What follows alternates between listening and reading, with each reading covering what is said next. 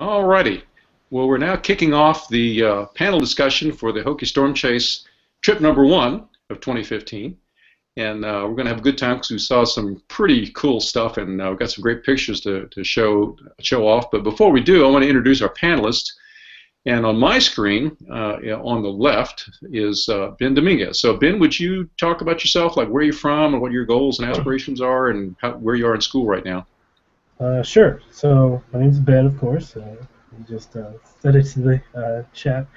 I'm a senior. I'm double majoring in meteorology and geography. I'm from Front Royal, Virginia originally. I live in Blacksburg right now, going to Virginia Tech. Uh, what I would want as a goal for a career after school would be to be a forecaster for the National Weather Service.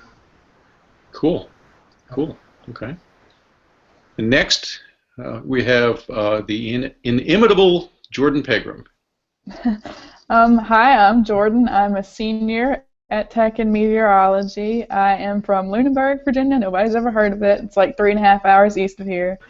And career-wise, I'm in the National Weather Service boat as well. Been really cool volunteering for them, so really looking forward to hopefully getting to do that. Cool. All right. And then we have Mr. Trevor White. And as far as we know, we're not related anywhere that we can tell, but we traced a few times together. So tell us a little bit about yourself, Trev. Well, like Chris said, I'm Trevor White, grad student in meteorology, Richmond native, and as far as careers, I'd love to do science. It remains to be seen how I'm actually going to achieve that and where I'll be, but I do want to be in research in sort of power computing and meteorology. Okay, and as rumor has it, and as I know for a fact, you're doing a lot of work on the work in the cube, showing the tornado in the cube there, Tech, right? Yes. Yes. As a sneak peek, we've gotten hold of Goshen County, Wyoming dual Doppler data from the Dow trucks for that, so that's cool. coming in the pipeline. So anybody interested in weather and tornadoes, stay tuned to that because that's going to be a venue I'm pretty sure in the future there are a lot of people going to be interested in. So, well, let's talk about the first trip of the Hokie Stormchase, or you could call it the May trip this year, because there was a trip that ended at the end of May, and then the second trip began at the beginning of June. So this is the May trip. I'm looking at my notes here on the screen to the right, so that's why I keep looking in that direction. Got down here, as we typically do, we left Blacksburg on a Monday morning. It was Monday, May 18th. And as we also have been doing lately, is we left in 3 minivans, 6-passenger minivans with maisonettes on top. So we had a total of 18 people along with this trip. And I will tell you right up front, we will discuss several minor and major logistical challenges that this trip faced. The first logistical challenge we almost immediately found out. Going down the road, stopping, I believe it was in northern Tennessee or eastern Tennessee, when we first stopped for gas.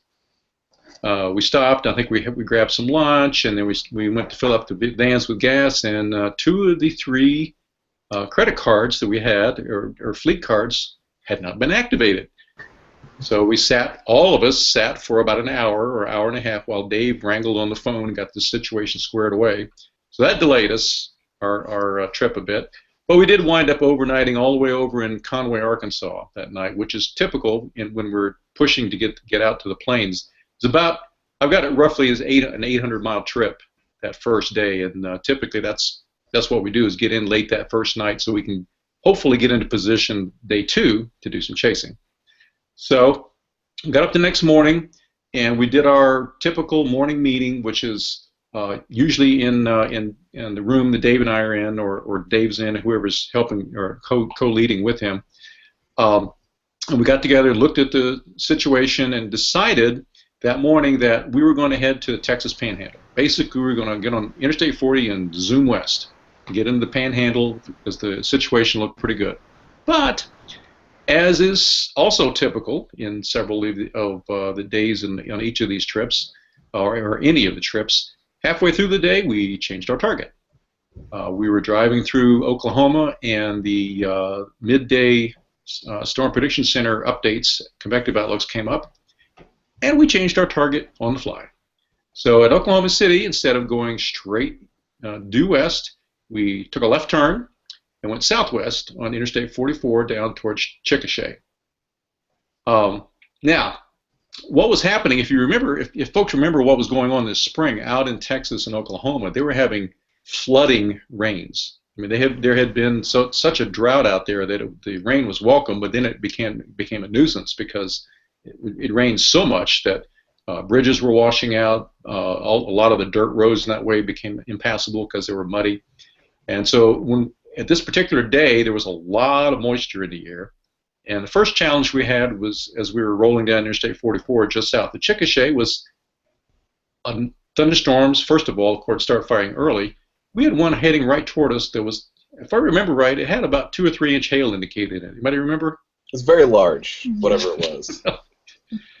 Yeah, and when you're driving minivans, especially with those with little whirly propellers and stuff on top, you don't really want to get pounded on by 2 or 3 inch hail. So we paused in Chickasha, or actually just south of there, found a bank overhang that was tall enough to fit the maisonettes and the vans underneath. Asked permission, and rode out the worst of the hail for I guess about half an hour, 45 minutes, and sat to let that storm go by. In the meantime, the rain was pounding down, and we had to drive through some pretty decent torrents of water rushing down some of the streets to get out of town again. So we continued down 44, and I've got here in my notes, we stopped south of Lawton again, right in the interstate, or there was in a median, there was a rest stop in the median, and to figure out where we were going. And about this time, this was, anybody remember, it was about 3:30, 4 o'clock, something like that? That sounds about right. All my photos are in Zulu time, so it takes some arithmetic. Okay. That sounds about right. Anyway, there were a bunch of storms firing. There was a lot of cape that day, a lot of instability, not a lot of cap. So there were storms going up everywhere. Many of them were going up and rotating. And the particular storm that caught our interest was down to our southwest, was rotating, and I believe it had a tornado warning on it about the time we kind of fixated on it, that was the one we wanted to take a look at. Now, if you do the geography and the vectors, if you have a storm in the southwest and we're to the northeast of it, that's the wrong side. You don't want to be on that side because that's where it's heading. And these storms were high precipitation, HP storms, which means if you're not on the business end to see the tornado, you're probably not going to see it because the rain blocks it. And sure enough, that's what happened. We pulled off there. Anybody got any pictures queued up of that? I know Trevor's probably got one or two. For that let's see. Particular storm. I think I've got one here. Oh. Yeah, that's probably my best frame of that storm. Yeah, there you go. Approximately nothing. Yeah. I mean, you can see the striations in the clouds. You can see where it's kind of feeding into the storm, but you can't see anything at the base hardly. It's just nothing. Yeah. Yeah. And that was typical that entire day. And the other part of this is now down where we were. Get out of there. There we go. What's going on here? I'm trying to figure out what's happening with this. There we go. I had something weird going on my screen. Where we were was in the south of the Lawton area, was relatively close to the Red River, the border between Oklahoma and Texas, North Texas. And many of the side roads in this area were dirt, which is fine. They're really good dirt roads, except the fact that it had been raining so much. And they weren't dirt, they were mud. You just don't take 3 minivans down mud roads. It's not a good thing, especially when you're dealing with tornadic storms. Ben's shaking his head. He thinks that's a good idea. No, it's a bad idea. So we literally spent that entire afternoon leapfrogging east and then south, trying to get ahead of these storms and trying to get to the point where we could actually see something given all the rain that was falling. And finally, we just kind of gave up. Said we just can't get into position. So we wound up in Ardmore, Oklahoma, which is due south of Oklahoma City on Interstate 35, and we checked in a hotel. It was about dark, roughly. And as is typical in storm chases, you guys know for sure, you can't count on having dinner, a normal dinner when you're. So this was dark, so 9-ish, 8:30, local restaurant that was still serving dinner. Meanwhile, Dave and I are in the room watching radar. We're thinking, oh no. Sure enough, storm pops up just west of Ardmore, or a little bit southwest, with a tornado warning on it, and we're right in the path, right in the warning path. So we went around, rounded everybody up, rousted them out of their rooms, drove up to the restaurant, pulled the guys there, whoever was up there, threw them in the van, and then we dove south on Interstate 35 about 20 miles to sit at a service station for about 2 hours as this storm slowly crawled through Ardmore. Keeping our fingers crossed there was a hotel there when we got back. Because, oh, by the way, all our luggages were, right? Remember all that? So, then we had another little logistical challenge. Anybody remember what happened?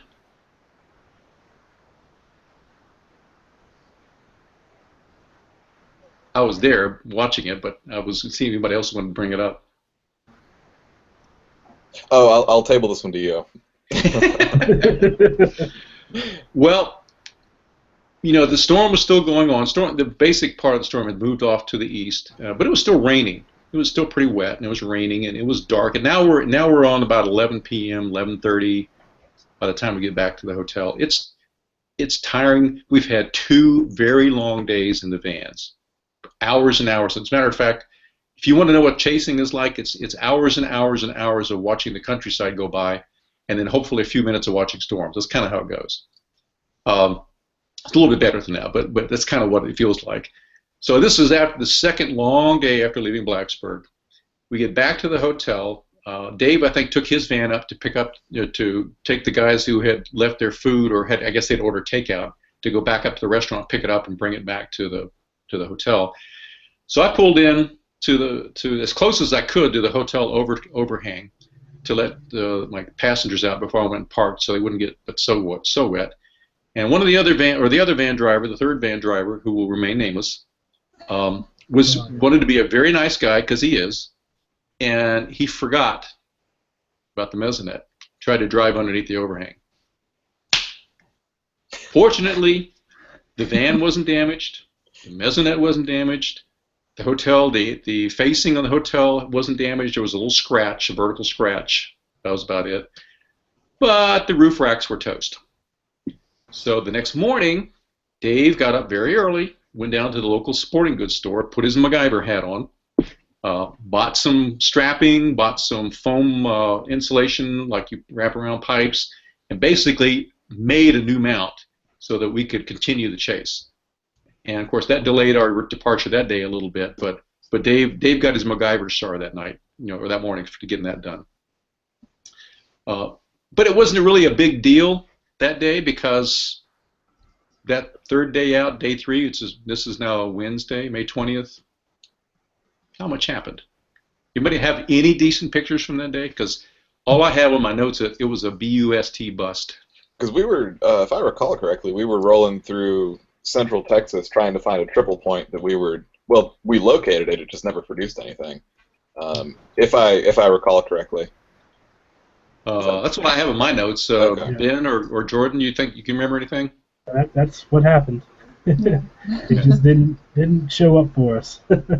Yeah, I remember the SPC outlook that day wasn't real promising either, but so we were kind of grasping at straws. There was a dry line that really wasn't very active, because it was more like as one of the local forecast offices out there put it, it wasn't really a dry line, it was more like a less wet line, because everything was so damp. And there was a dry line, and it was an outflow boundary from some previous storms, and where that formed, where they intersected, was we were thinking or hoping would fire some storms up. Never did. So we did wind up southwest of Fort Worth. I've got somewhere down near Brownwood, Texas, somewhere in that area. I don't have the exact note in front of me, but so we kind of called it a day early.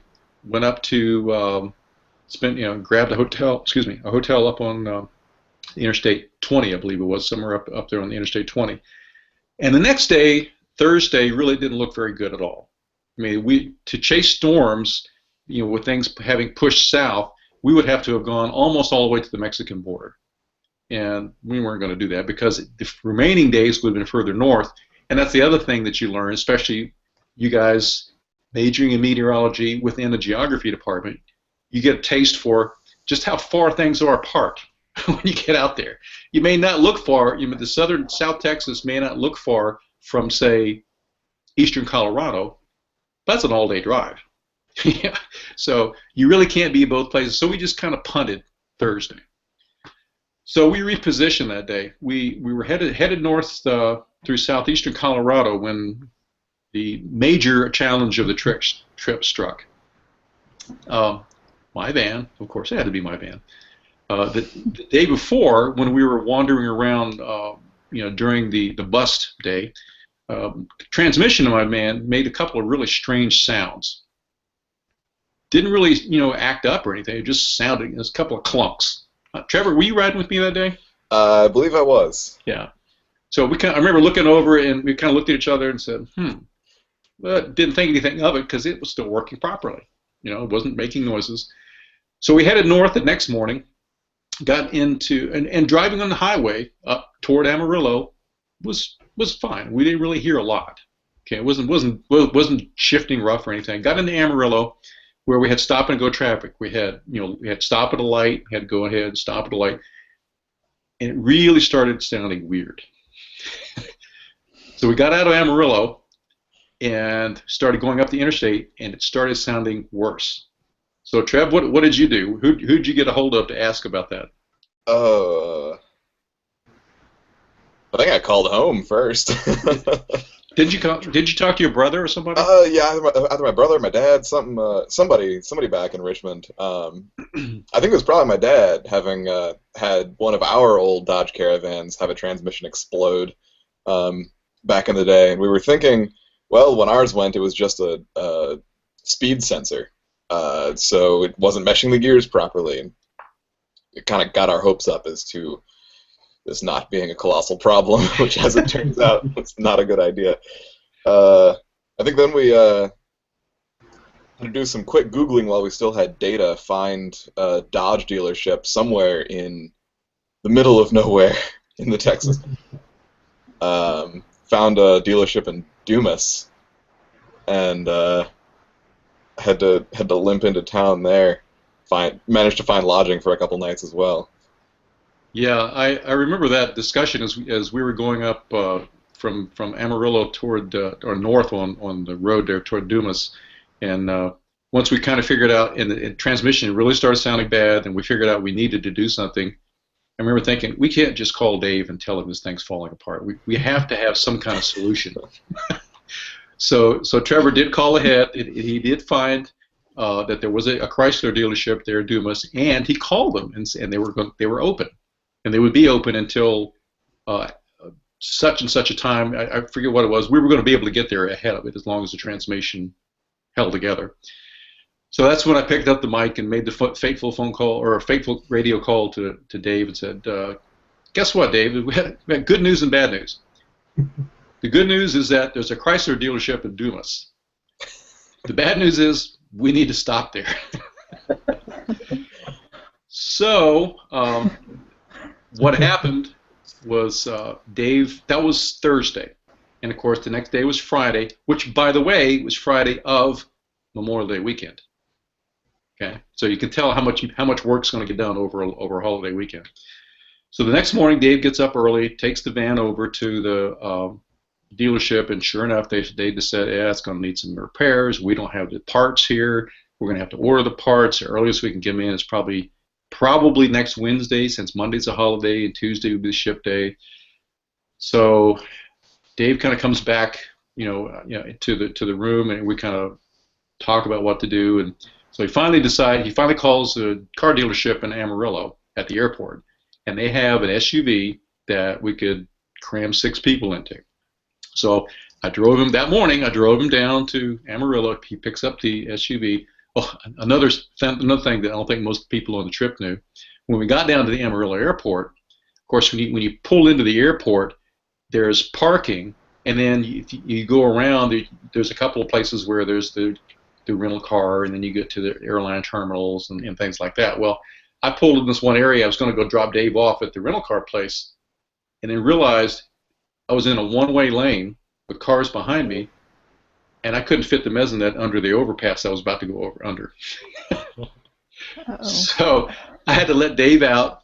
He kind of waved the cars back. I threw the van in reverse and backed up about 100 feet until I could find a place I could pull off out of the side. So it was like one of those cell phone lots where you stop and you call people when they come into the airport. I was able to back into there. So next time I went down there, I remember that. So anyway, so he picks up the SUV. I don't think, he took whatever they had, and fortunately we got back up to the hotel and we were able to cram 6 people and luggage later on.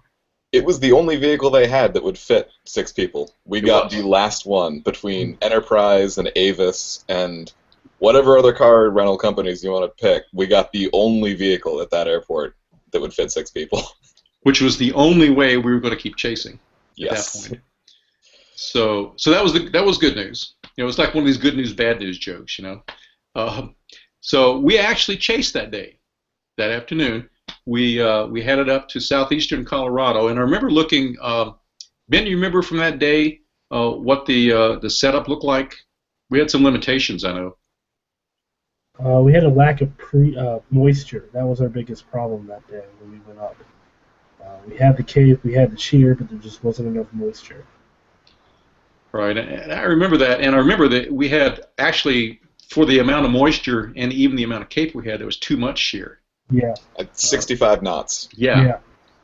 Which was just literally ripping the storms apart. I mean, I've got some. I may have a picture or two. I know some of you might. But there were storms. We went up to Lamar, I think, wasn't it? Yeah, Lamar, Colorado. Somewhere in there, yeah. We went just east of it. Right. And we sat at it, and then we sat at the parking lot and watched the storms go up right overhead, or at least clouds. I won't call them storms. And you could see them being sheared off at the top by the really strong winds up there, the strong shear. And we wound up heading east for a bit, and we went out in the field, and I thought I had a picture queued up of that, but perhaps not. But then we called that a day because there really wasn't much going on. And we came back, and I remember seeing a pretty nice sunset coming back. Anybody got any sunset pictures from that day? I have my obligatory photo of the van. Ah, the van sunset picture. Here we go. That's happened once or twice before. Here we go. There you go. But yeah, this is pretty gorgeous out there for the sunset. My sensor is really dirty, as it turns out. Ignore the spots. And if you've never seen a high plane sunset, you have to experience that at least once. Just, because you don't realize by looking at the terrain, but you're several thousand feet above sea level. The air is relatively dry, especially behind a dry line, and it's just gorgeous when the sun goes down. Well, and the fun part about I think this day in particular was it was the first time we ran into a bunch of freight trains, and the fun thing is you can see entire freight trains out on the plains, and that just doesn't really happen back east. Just roll up on a train while you're driving down the highway, see the whole thing from the front to back, and maybe take a picture of one with the sunset. There you go. There you go. So that was our Friday. That was Friday of Memorial Day weekend. So the next day, southeastern Colorado looked like it was pretty ripe again. A little better. As Ben said, we were kind of starved for moisture on Friday. Saturday looked better. So we headed back up.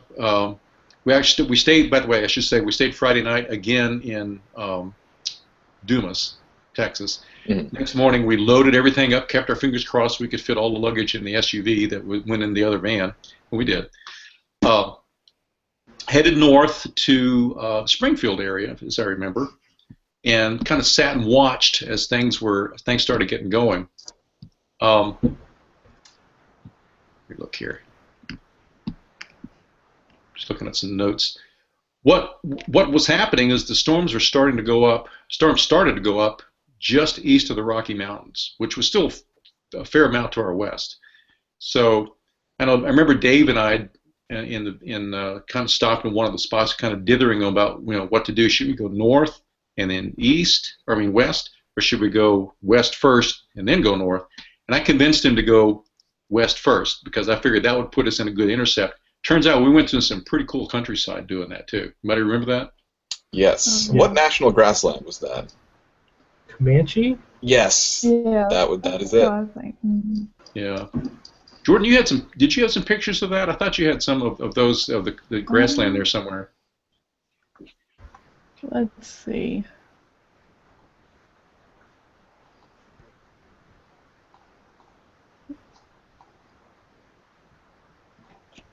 I know I was driving. I couldn't take any pictures. It was pretty scenery, but it was kind of hard to take pictures.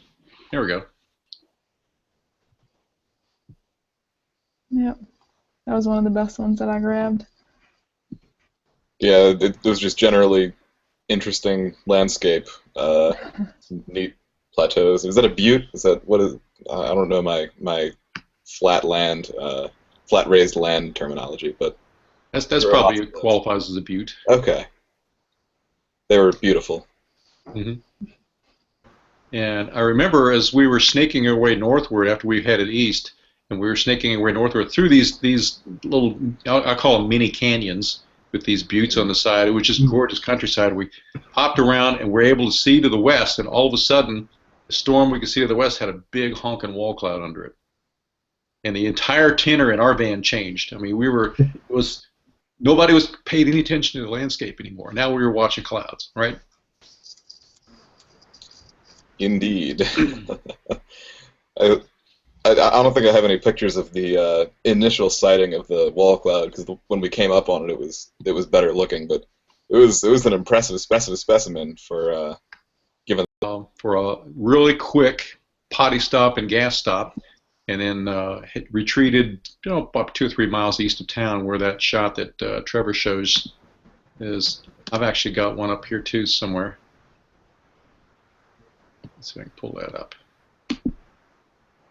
That's Dave taking pictures of the Hokie Stormchasers watching the storm. And you taking a picture of Dave. Yeah, it's one of those infinity things. You can keep going. But it was about this time or shortly thereafter where the sirens went off in the town, and we hear the tornado sirens, and we sat there for a good while watching it. I know we watched the storm as it transited. It never really dropped a tornado, although I will say this: there was a tornado report on that storm. I went back. Actually, it was a tornado. It was reported to the Pueblo office. Now, I didn't believe it because we sat there watching the whole thing, and I looked through other chaser pictures and a few videos where people were saying, "Hey, we saw a tornado," and they're looking at the same thing as we were. They weren't seeing a tornado. So I actually have an ace in the hole. I know a guy in the Pueblo office. I chased with him years ago. So I emailed him about that. About, I don't know, 3 or 4 weeks later. And he said, yeah, if I could have had my way, I would have just deleted the whole report. There was nothing there. I mean, if you kind of squint, it looks like perhaps a mile-wide wedge, but you gotta really squint a bit. Yeah, that's a little bit out of the realm of believability. So, Yeah. So we actually retreated in front of that storm for a while. Watched it kind of grow. I don't have any further pictures of it queued up for me. Anybody else have anything as it went along? I know it eventually pushed out a really nice shelf cloud. I think I have one of that. I think this is still on the initial road we were on, but Yeah. it started to get some real good-looking blues and greens peeking through by the shelf cloud, and then I believe it ultimately did produce this rather impressive shelf as it started to gust out. Yeah, and that's about the point where, and we're looking south there. Yes. You got one up there, Jordan? Yeah, this was after it lined out, I believe. Yeah, that's very nice. Mm-hmm. And there was, as I recall, there was a line. It had formed into a pretty good line. So we retreated east into Kansas, I think, western Kansas, I think, and then dove south to kind of get out of the way. We didn't really want to wind up getting caught in it, caught by a squall line. That's one of the things that we try to do. So we wound up diving all the way south into that Saturday night, into Guyman, Oklahoma, which is in the middle of the Oklahoma Panhandle. Now, see, the new chasers on this trip, they kind of grimace when we talk about Guyman because of the wonderful facilities we stayed in that night. Can we put it that way? Now, old Hokie Stormchasers remember the Super 8 in Guyman, which is not probably, is the best Super 8 I've ever stayed in my life. Unfortunately, we couldn't get rooms. So we got, I'm not going to mention any names of what the facility was, but let's just say I kept everything off the floor. Oh, yeah. Yeah, and my shoes were up against the wall like this. So, I do recall that a lot of storm chasers were in Guyman that night, and that was why the Super 8 was full, because basically everyone had retreated south to Guyman. Yeah, there were a bunch of chasers, and then I know, especially in the Panhandle, both Texas and Oklahoma Panhandles, we've had trouble the last couple of years getting rooms because of the oil boom, the oil drilling boom, because there's been a lot of oil rig workers, is that how we put it? Okay, a lot of folks away from home having to find a place to stay, put it that way. So, but yeah, there were a lot of chasers there too. So, and unfortunately, I think the word is out on the Super 8 how good it is. So the next morning was Sunday morning, and it's Sunday Memorial Day weekend. We wake up in Guyman. We have another little hitch, logistical hitch, just a minor one. Dave's credit card was no good, and what had happened was the credit card company had sent him he was in a process, or his company was in a process of switching from the Stripe card to the chip card. You guys familiar with the difference there by now? Mm-hmm. And they had sent the chip card to his house. Of course, he wasn't there to get it. And then they went ahead and activated it and deactivated his Stripe card while he was gone. Didn't tell him. So he spent another hour and a half on the phone straightening that out Sunday morning. So just a little aggravation to give you a little behind the scenes what some of the trip leaders deal with. So, but we did get out to chase that day, and we motored back up from Guyman, went back up to southeastern Colorado in the Springfield, Colorado area again. And actually, while we were waiting for some storms to fire, we pushed west of town. And I've got to show this picture, make sure I got this up. This is one of my favorite pictures that I've got on my, let's see if I've got on my screen share on the several things. I love this picture. It just gives you an idea. And by the way, the reason I was in the middle of the road, I could do that because there was no traffic. But just to show you, this convection happening off to the west, this wide open road, countryside. That's what it looks like out there. If you've never been out in that part of the country, it's just awesome. It's totally different from chasing back here.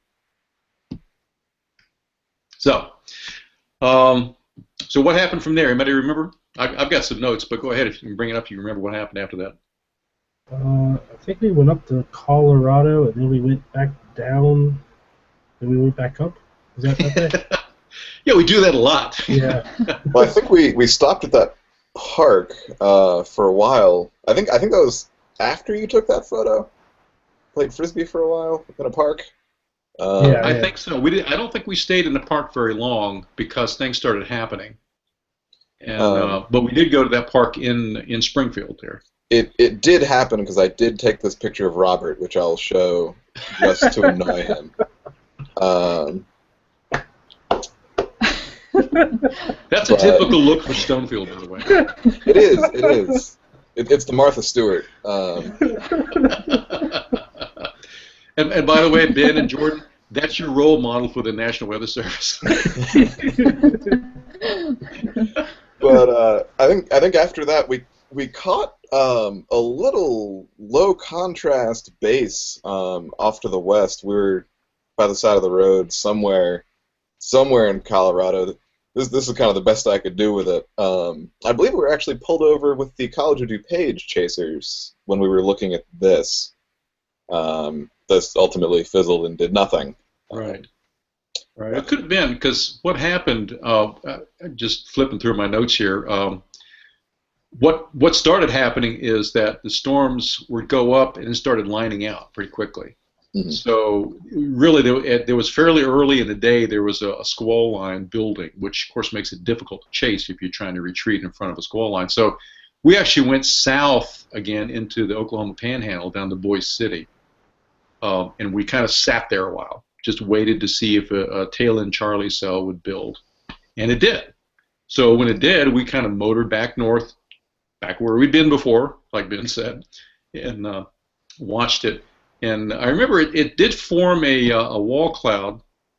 I'm trying to think. I think as I'm trying to think how the line went now. It went south and it kind of curved off to the southwest a bit, and the anchor cell in the southwest did form a wall cloud, and that's pretty much the cell we stayed in front of. Okay, yeah, I think it would be this guy. Then I think that was probably the wall cloud. Well, it's not really a wall cloud at this point. It's a good-looking base, though. But of course, we did see a good-looking LP super, well, little LP cell. Wouldn't call it a supercell. With the Great Mammatus field. Before we ran across. Right. I think we sat on the road and watched this thing for a good 30 minutes at least. We did. We did. What you got up there, Ben? This is what I got while we were on the road going towards it. It looked pretty good to me. Mm-hmm. Yeah. Mm-hmm. Yeah, that's Springfield just off in the distance on the horizon there, isn't it? Yeah, I think so. Yeah. It was a pretty little LP cell. Yeah. Really, really, probably one of the best Mammatus fields I've seen. So. Yeah, because I remember there was a lot going on that day. As a matter of fact, I've got a picture later that'll kind of illustrate that. There was a lot of action, and once that tail end Charlie cell took shape, we wound up. Let's see, I forget what the route number is. We took an east route out of Springfield, back toward Kansas, Mm-hmm. and actually stopped on the Kansas-Colorado border and watched for a while. Remember that? Yep. Mm-hmm. And that was the tail end Charlie cell was still in back of us. It was right after that point that we faced a dilemma, and the dilemma was there were discrete cells going up ahead of the line that were going up and almost immediately showing hail signatures. But behind us, the tail end Charlie cell that we were staying in front of had like 2.5-inch indicated size hail or something that ilk.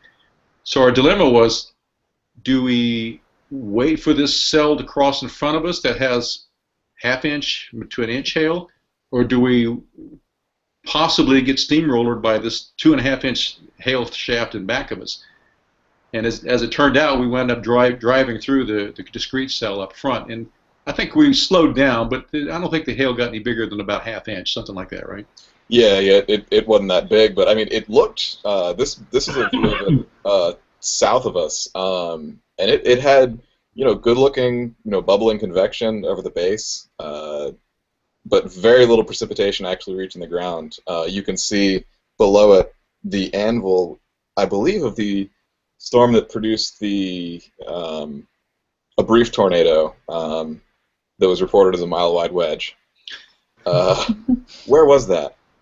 Somewhere in Kansas. Yeah, it was southwestern Kansas. I don't know where that was. Somewhere in Kansas. I can't quite remember. Was it Liberal, Kansas, or something like that? It could have been. It was in the neighborhood, yeah. Yeah, somewhere between the border and Liberal, somewhere in there. Yeah. Yeah. Okay.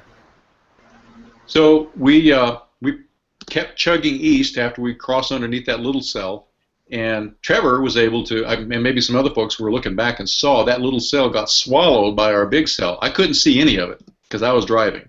But back over probably to my 7 o'clock, this all was happening.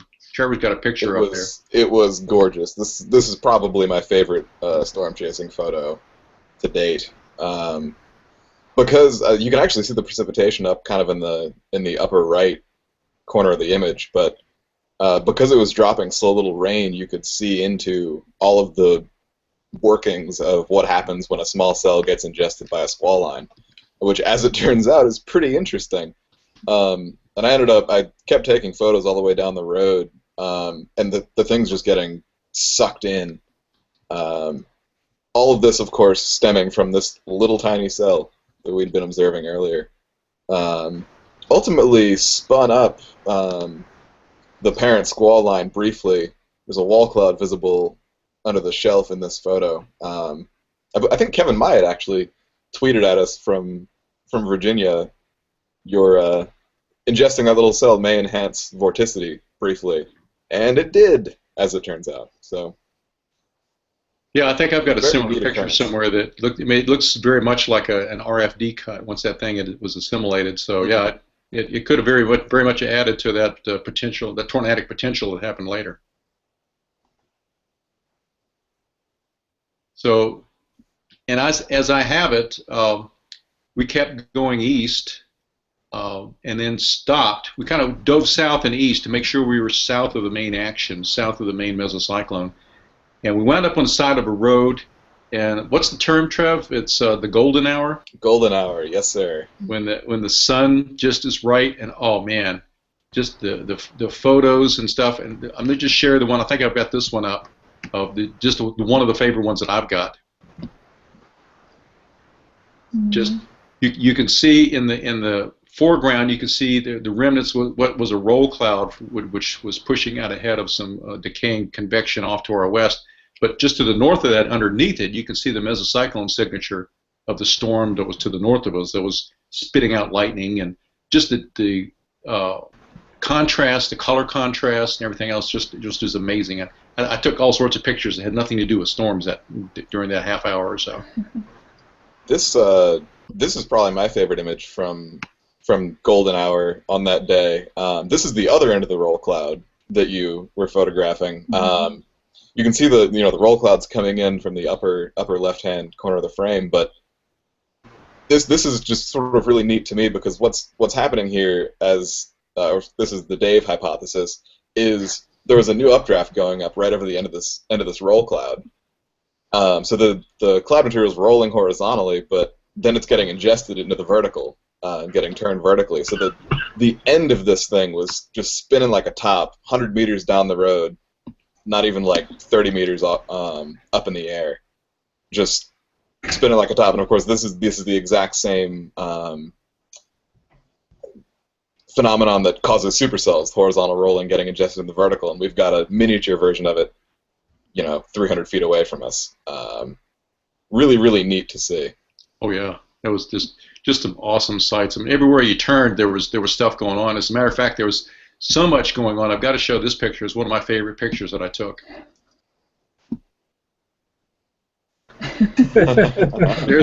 There's Olivia. So much action going on. She's got a GoPro in one hand and an iPhone in the other hand, keeping track of everything that's going on.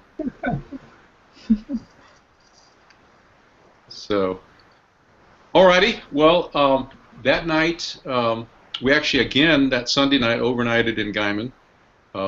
Same hotel, but I think most of us got better rooms. Than somehow or another that they weren't quite as rough as the ones the night before.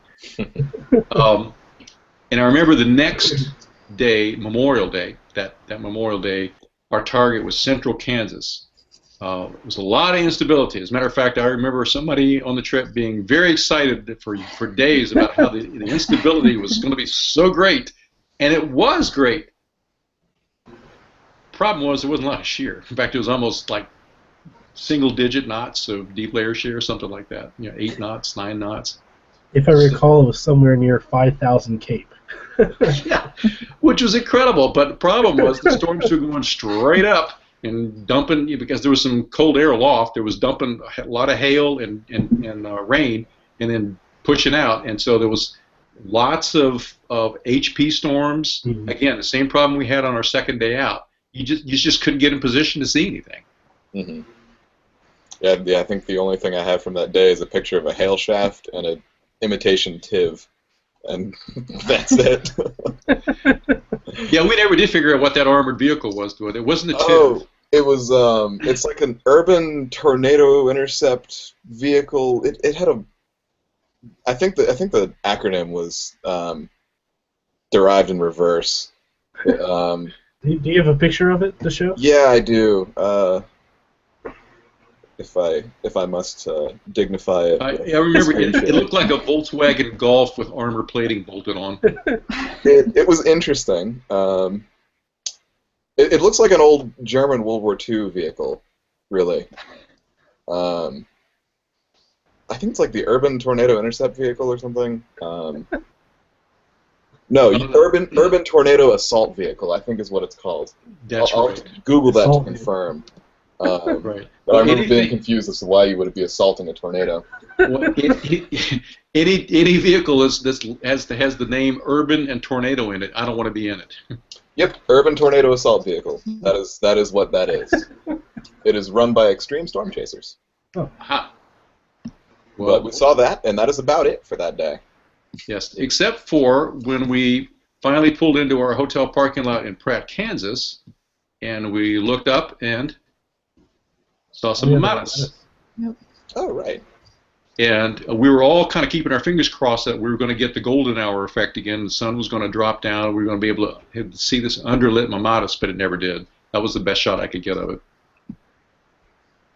So that was, well, I guess you'd call that a bust. We saw some showers and a couple what I would call thunderstorms that, a little bit of lightning, but really didn't see much that day. Again, the low shear was the limiting factor there. So the one thing I didn't put the picture up, but one thing I noticed when we saw that tornado assault vehicle, we were sitting on the side of a road near some fields, and the fields were plowed, but they weren't planted, and we could actually see water standing in the fields. And this is Memorial Day weekend, and those farmers had not been able to plant their crops up to that point. That's how wet things had been out there. So, just to give you an idea, because normally those fields would have been planted and growing for probably 2, 3, 4 weeks at that point. So it was really weird how green just everything was out there. Everything was green. Yeah, I mean, the folks who were out there for the first time, if you think it's like that all the time, forget it. It's usually brown and ugly, but it was green. So, well, that morning, Tuesday morning, we woke up and had our morning meeting and reluctantly targeted Southwest Oklahoma for a couple of reasons. I say reluctantly for a couple of reasons. One of which is Dave and I, and Trevor's been along enough to know now we don't really like chasing in Oklahoma. It's just there's too many chasers, too close to lots of activity, and the fact that where we were going, it was going to be down into the wet zone again, where we had been the second day, where everything, all the roads were wet. But we figured by going down to the Frederick, Oklahoma area, which, by the way, is where one of the radars are located, National Weather Service, we thought that we would avoid most of the wetness, which was kind of, the axis was a little further to the east. So we dove down that way and wandered around, finally stopped at a ridge top to watch some storms. Actually, it was a couple of cells off to the west, I'm sorry. Anybody remember any characteristics about those? Very LP-ish. Mm-hmm. Produced a couple transient funnels. Yeah, I've got a close-up of one of them here. They actually, I forget when exactly this happened, but they produced this. Oh, yeah, there you go. That was that thing between the two cells. I've never really. Yeah. It was almost like a ribbon bridging the two of them, and yeah. It was kind of cool looking. I yelled at Dave. He was in there looking at radar. I yelled at him to take a look at it. I think he actually saw it, but I had not seen something like that before. It looked like it was almost touching between two cells. Maybe if our colleagues at the Severe Storms Lab see this, they can tell us. They could. Go back and look at the radar. I'm sure they're watching our hangout. Yeah, we have also so many people watching us right now. It's terrible. So, but let's see. We thought about those two cells that were off to our west. We thought about going after the northern cell. So we actually headed back toward Frederick. So because we were going to go back there and then take the road north to do that. But while we were doing that, the southern cell kind of took over and intensified and started coming at us with rain and hail. So we swapped ends and headed back east. And while we were going east, because we were trying to find a road south so we could get far enough in front of the cell to cut south so we could get to the business end. While we were doing that, unfortunately for us in the front, that southern cell dropped a really nice wall cloud and funnel.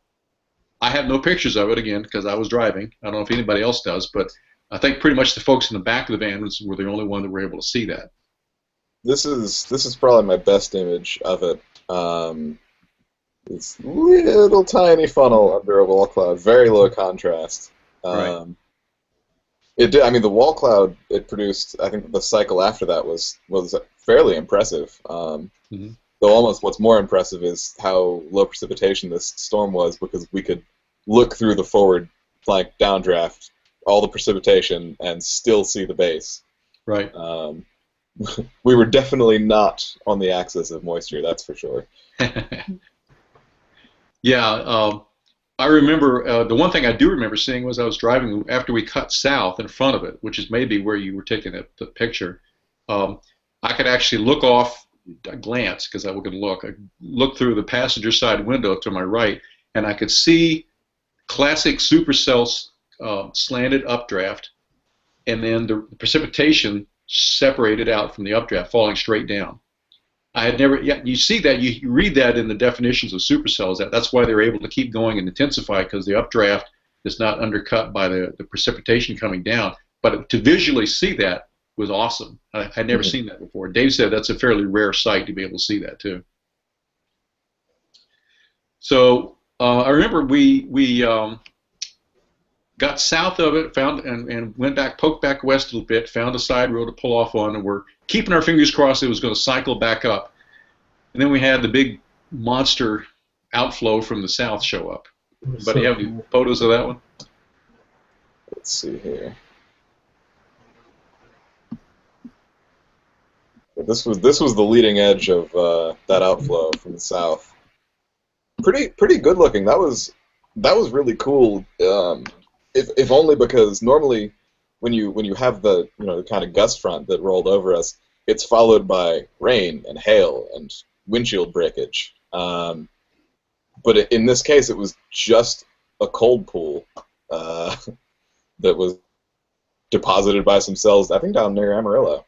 So it actually ended up briefly enhancing our cell, produced a nice wall cloud, and then just destroyed everything, came over, absolutely gorgeous structure underneath it, and we could just sit and wait while this thing rolled over us.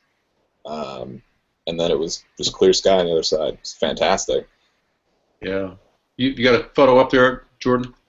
Yeah, I'm sure it's what Trevor showed to you, but it's after it passed over us. Very beautiful. Looked like some nice undulatus. Mm-hmm. So, yeah, I remember that passing through it. And my problem is that when it gets windy like that, I crawl into the van because otherwise I get my contact lenses get sandblasted. So that's why you see wind like that, I'm back in the van real quick. So probably a sensible idea. Well, after that point, when that cold pool came through and undercut our cell, there was a lot of storms, large storms, moving up from the south across the Red River.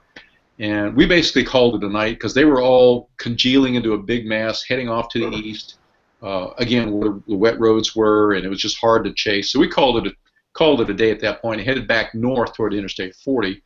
Because about that time, everybody's stomach is grumbling. You're trying to figure out where we're going to eat dinner. We're going to call the chase early. Where we're going to stay for the night. And then we kind of got sidetracked. And let me see if I can show you my sidetrack. If I can get it up here. And Ben, I think you said you had a picture of it. This is one of my favorites.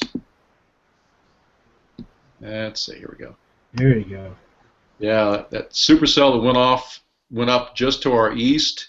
I've got one of the mesonettes in the foreground there, and then you can see the inflow there, some of the inflow bands on the left, kind of coming in low level, flowing in with a precipitation shaft there. It's just an awesome sight.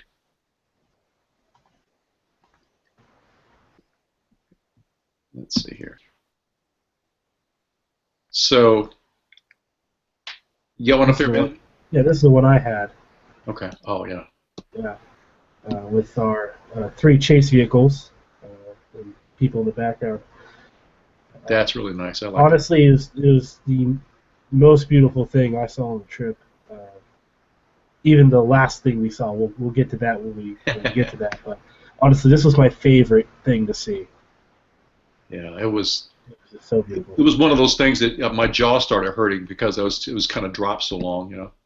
Travis got one up there. Yeah, I mean, to be able to see the anvil structure side lit by sunset, I mean, it was stunning. I mean, you don't really get to see it in that kind of detail during the day when the anvil's being lit from the top, or in most cases when you've got low level cloud cover around most supercells.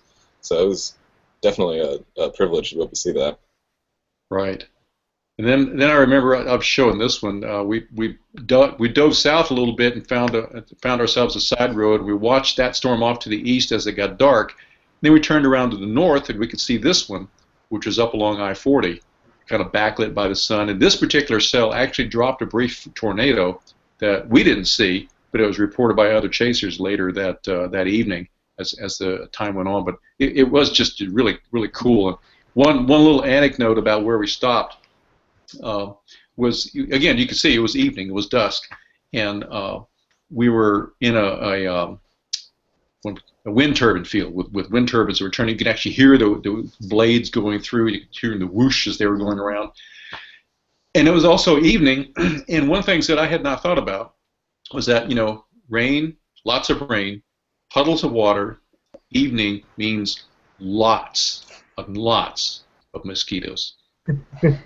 I was wearing shorts, and I actually reached down and slapped my leg and came back with 4 dead ones. Ooh. And that was only a small part of what I was getting chewed on. So I quickly hopped back in the van. So keep that in mind. That sometimes insect repellent might be a good thing to have on some of these chases, especially when it's been wet. So, alrighty. Well, we ended up that evening. Looking at my notes here, and we overnighted in Elk City, Oklahoma, which is up on Interstate 40. And so we got up the next morning, Wednesday, May 27th, and this was pretty much our last day to chase, and we knew it because, again, going back to the van that's out in Dumas, Texas, getting worked on, hopefully, this day, Wednesday, was going to be the first day that they were going to be able to get transmission parts in, and the hope was that they could get it patched back together. We'd go back and pick it up in Dumas on probably Thursday or Friday, and then make the long drive back to Blacksburg.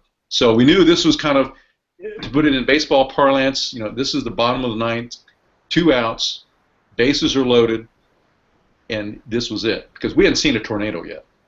Okay, so we did our morning meeting as we typically do, picked Arnett, Oklahoma, which is up on the border of the Texas-Oklahoma Panhandle, or the Texas-Panhandle-Oklahoma border. It's about halfway up in that vertical border there.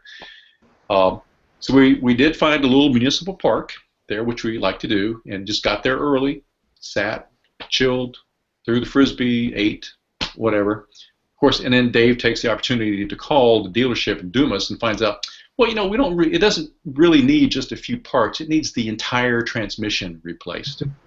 And it's not going to be ready for probably a week. So that's when Dave said, trip 2, we'll pick that one up. So, pushing the logistical issue aside, some towers started going up to the west. I remember there weren't any bathrooms there at the park, so I walked around to one of the local convenience stores, and before I went in, I looked off to the west and I could see stuff bubbling. It was about probably 2:30 local time, and went back and let everybody know. So we waited a little while, let things bubble up before we headed out of town. Well, we headed out of town, and outside of, or maybe out of Arnett, let's put it that way, there were 2 routes. There was a western route and a southwestern route. So we get close to the intersection, and Dave's asking me on the radio, which way do you think we ought to go? So I'm thinking this one storm had taken over. It was growing into a big monster, headed northeast. So I said, let's go take the west route. That should, doing my vector analysis in my head, that should put us in a good position. So we go west on this route, and we pull off on the side of the road. And by the way, I'd noticed several chasers going the other way on the road. First clue. if you're going to a different place than other chasers, you need to think about it a little bit. When we stopped, I got out of the van, and here's what I saw. Let me make sure I got this shared here, because this is important. Come on, baby. Here we go. Come up here. I got out of the van, and I saw a storm with 2 rain-free bases. You can see the 2 white arrows there. And after about 30 seconds, I went, oh, crap. The storm was splitting as we watched. The right arrow is the northern side, the left arrow is the southern side. And when a split typically happens, the left side tends to take a left-hand turn. The right side, which in most cases, not always, but most cases, is the dominant, winds up being the dominant cell, takes a right turn. Well, we were due west of this storm, and it looked like it was going to take a right turn. Now, do the vector analysis. We were in really bad position, all because yours truly said we need to take the west route. So we all piled back in the vans, drove back to the intersection and headed on the southwest route, but we were too late because going down the road, looking at radar, you could see, 15, 18 miles down the road, the precipitation was already starting to impinge on that highway, which included hail. Hail was part of that. And I'm not really wild about diving underneath a right-turning supercell at any time, frankly. So, but while we were driving down there, we took a look off a little bit to the right side of the road and saw a nice wall cloud and then a funnel drop out of it. Anybody have a picture of that? My pictures are terrible. I didn't even bring one up. To say this photo is overcooked would be an understatement. But I did catch the transient, very brief funnel that we saw. Right. Well, that may be overcooked, but it's like an order of magnitude better looking than one picture that I've got. So we knew that the storm was likely to produce, and we wound up, poring over maps, looking at everything, and finally deciding we don't have a choice. We couldn't go further down the road because the storm was encroaching on it. There were no other roads, decent roads, that we could see that was across the Canadian River Valley, which is about 15 or 20 miles south of us. So our only choice was to head back east 40 miles, dive south 20 miles, and then go back west on another route that was south of the Canadian River. All the while, keeping our fingers crossed the storm was going to hold together. Fortunately, it did. And it also happened to slow down. Anybody remember how fast it was actually moving? Well, the Weather Service office continued to insist that it was moving northeast at 20 knots. It was moving northeast at 0 knots. Yeah. So. Yeah, by the way, that's why I recommend if you're using radar products like Radar Scope or things, turn off those velocity things. They're not worth us. The storm track stuff, don't pay attention to those. that storm actually ended up sitting for about 3 hours, not really moving anywhere at all, and just ingesting moisture and then throwing out left movers the entire time. It just didn't move. Exactly. And so in our hour-plus jaunt to get into position, back into position on it, I should say, we kept our fingers crossed, and I know Trevor's got better pictures, but this is one of the things we saw. There you go, a nice cone tornado drops. And we actually saw, while we were sitting there, this was on a bluff that was overlooking the Canadian River Valley, and we were roughly 14, 15 miles away, if I remember looking at the distance on Radar Scope. And it was just an awesome sight. We saw the entire life cycle. What do you got there, Trev? Just the tornado. Oh, just a tornado. Just a tornado. Well, there's also the entire base. But yeah, really, really good view ultimately to be able to see everything that was going on. Oh yeah, it was completely awesome, and where we were was perfect because we were elevated. We could see over it.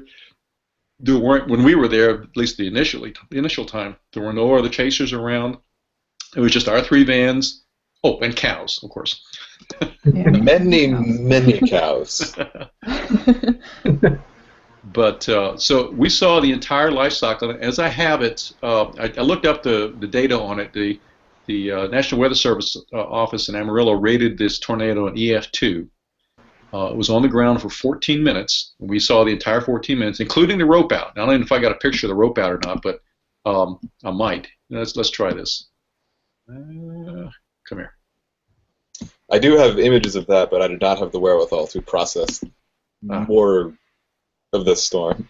Yeah, there you go. Yeah. So this is the rope out stage right before it lifted. Is it went through? It started out as a cone, widened out to an elephant trunk or a stovepipe, I should say, a stovepipe, which the sides are vertical, and eventually weakened out into this particular configuration before it completely died out. So that all took about 14 minutes. Unfortunately, also there were 3 injuries to that, and there was some damage to one of the oil drilling rigs in the area. This was not very far from the town of Canadian, Texas, where this all happened. So after that tornado lifted, I mean, I remember, well, another backup, I should say. The reason I don't have any video of these storms is because my dash cam video was left in the other van that was in Dumas. Oh. That I never got the mount out, never had anything to mount on. So I just had still pictures, but I do have one short clip I took with my iPhone of a couple of people. In fact, I think it's Ben dancing around in front of this tornado. He's so excited. But that, frankly, I started chasing with the Hokies in 2011, and that is the best tornado I've seen, chasing with the Hokies.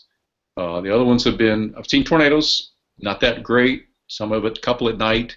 This was the clear, and to see the entire life cycle was just great, and all on the last day we could possibly chase. You can't get any better than that. So, but we weren't ready to give up. So when that tornado, the tornado roped out and lifted up, we pushed a little further west over to whatever the route was, the north-south route that goes into Canadian.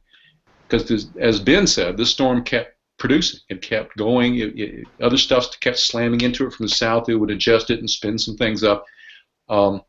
We pushed west to find another vantage point, and there were literally so many chasers around, we could not find a place to pull 3 vans off the road and see very well. I remember we kind of compromised and went south a bit and stopped on the top of a hill. You really couldn't see much, but we could tell there was stuff going on. I don't know if anybody took any pictures during that time. None of my pictures came out very well at that time at all. I guess the only thing that went into my final set was just this wall cloud that wants to be a tornado, but you can see light at the bottom of it over the hill, so yeah, it was not.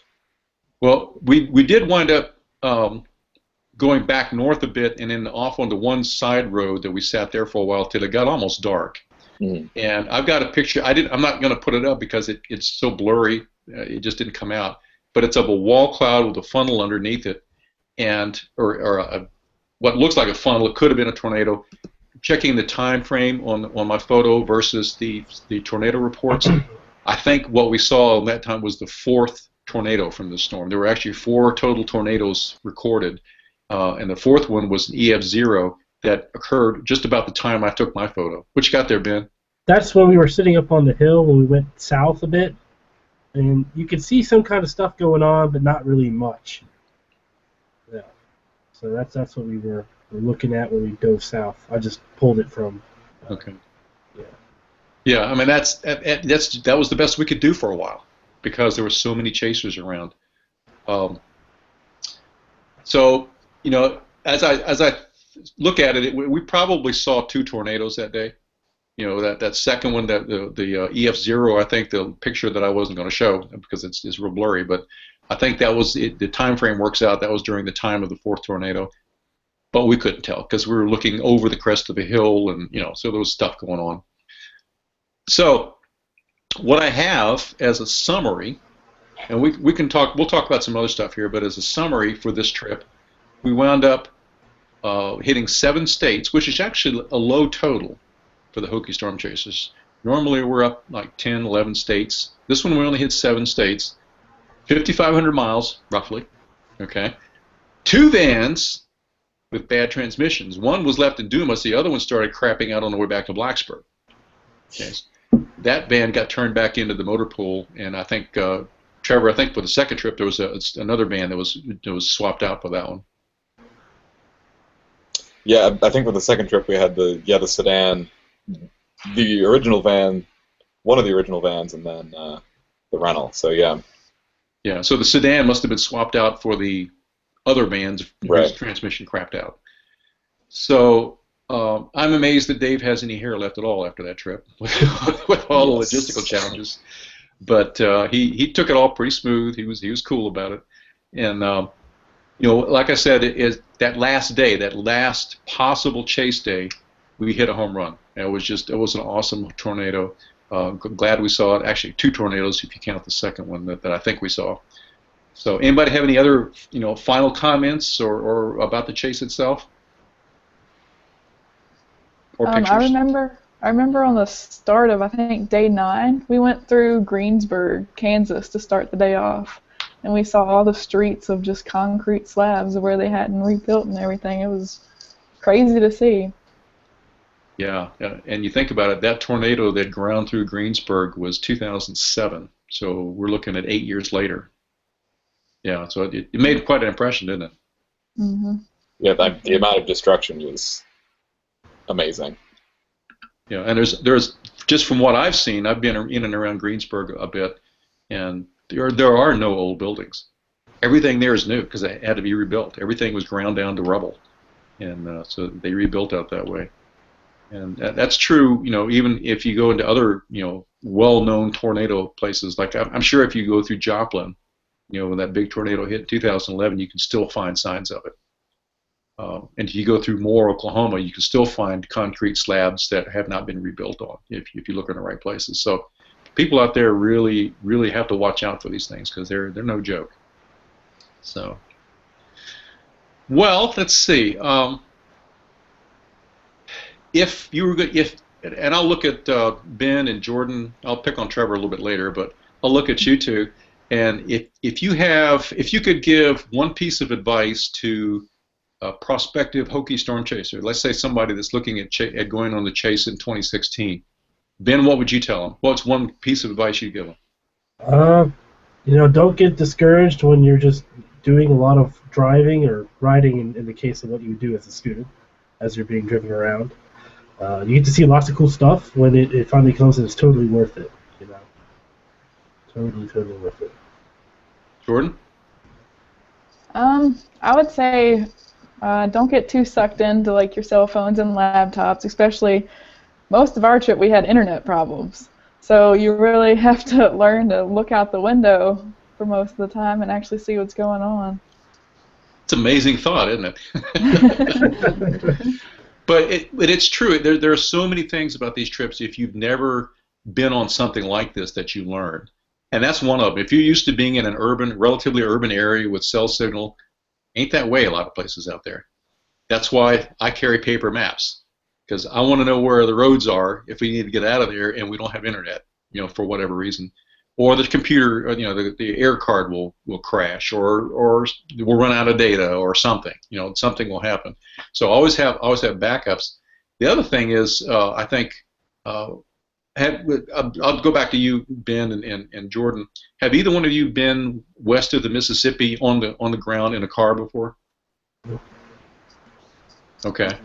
What was how did the change in geography make an impression on you? Well, you see America on the map, and you think, oh, these areas are not, that far or whatever. This country's really, really big. I had no idea how long it takes to drive to one area to another when you're out in the Midwest. Things are a lot larger than they appear. True. How about you, Jordan? Personally, I had no idea that Texas was as hilly as it was. And then also, I didn't realize that the elevation climbed so high, like in western Texas. I mean, we were over 4,000 feet sometimes, and I had no idea that was the case. Oh yeah, especially when we got there, and even in eastern Colorado, heading west. I don't know, Trev. Did you check the elevation out that way? I bet we were well over 5,000 or close to 5,000 feet at some points. I know. I know we were over 4,500 because one of the people in my vehicle kept managing to guess the elevation exactly right somehow every time within 10 feet.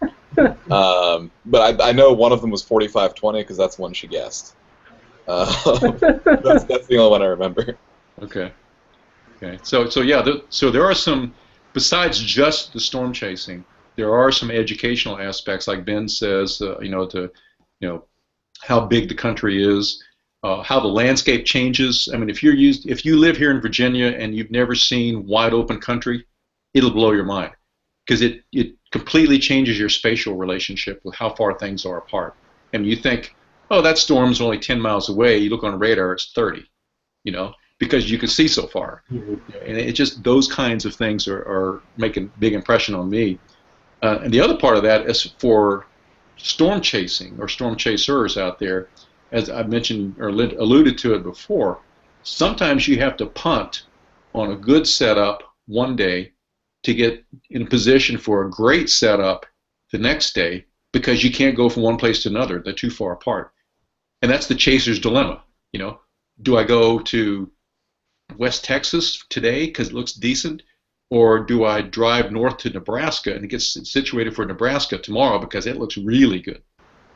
Those are the trade-offs you have to make. And then most of the time, there's not really a wrong decision. There's just good, better, and best. And then sometimes you kind of bust too. We've had those happen. All right. So I've alerted these guys that I was going to do this, so now I'm going to put them on the spot. One of the things that, especially as the trip goes on, the students are more and more and more responsible for determining where we go, doing the forecasting. First couple of days, the leaders of the trip will kind of, here's what's going on, here's where I think we ought to go. As the trip goes on, we kind of feed that rope out to the students and let them, make some of the decisions, more of the decision.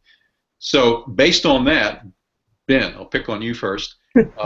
What would be your go-to website for doing that kind of convective forecasting? There's so many, but I'll pick one. What I really liked to use was Earl's weather models. I think it's called Weathercaster now, WXcaster. You can pull up some good soundings and be able to see soundings off of a few different models. That can make it really useful for you to see what kind of profile you're looking for when you're forecasting. Okay, so I think that's WXcaster.com, I believe. Yeah. Right. That's a great site. All sorts of things. If you as a prospective or new chaser wants to poke through that, go through. There's lots of fields, lots of places to look at, and it's a good site to go to. Jordan, how about you? I like the SPC, the Storm Prediction Center Meso-Analysis page. There's so many things on there. Like, you can look at the satellite, the surface obs, different CAPE, and everything. It's a lot of options on that page. It's all right there together, I think. It is. That's a great site. I use that a lot myself, especially when you get in a chase area and you want to know what is the real-time obs? What's the latest satellite look like? What's going on that I can't see, with my eyes right now in my general area? That is a good one. It's also I also like to use the College of DuPage, the text, the Kamala page with all the National Weather Service office AFDs and all the text products coming out of there. That's good to have too. Yeah, and that's one I recommend to folks, especially when we're out there chasing, because that Kamala page loads just text. You don't have to load graphics, which takes.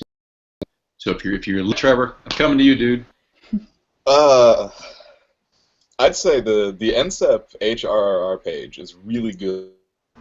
It's not going to be quite as fancy as those pages available to people who have actual model subscriptions. But what NCEP makes available can be really useful, just in that it gives you a lot more products from that particular model. But also, I haven't heard of a lot of other people using it, but the sub-hourly HRRR can be really useful on days when, like our day in Colorado, where we've got low CAPE, high shear, and and the hourly the hour time resolution doesn't give you enough resolution to figure out if a model thinks single cells are going to hold together, if it's just going to be a cycle of collapsing and rebuilding. And sometimes you can get fooled by that and drawn into a setup that maybe you don't want to be at.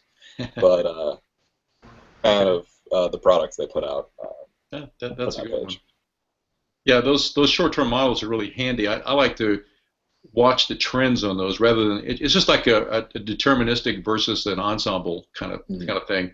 You can get sucked into one particular model run. It looks like there's going to be storm in this county at that time, but the next one might not have that. It might shift it. So if you look at trends where things are going to happen, then it's pretty good at showing trends if you keep going back and revisiting or running loops. So I like that side a lot. I don't know if I don't think NCEP does this, but College of DuPage definitely has the compare previous runs feature, which is very useful in the field.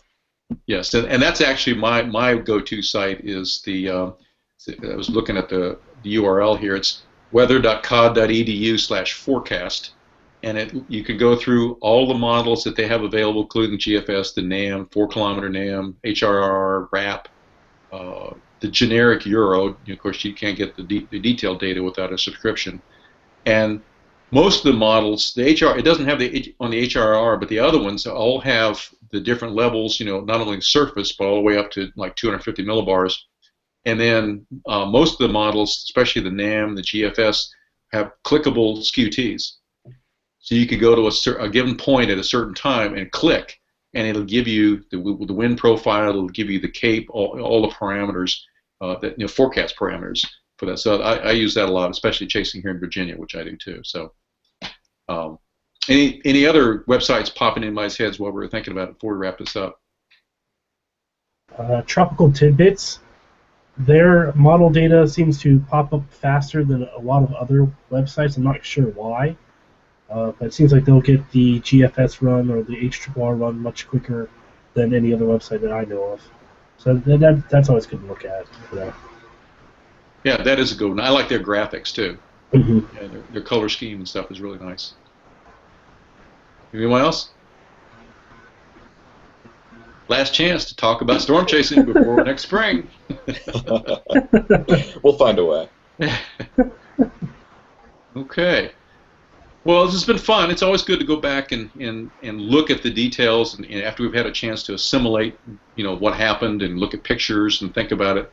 I don't know if it helped anybody else out there, but it's fun for the four of us to sit down and just kind of throw these things around.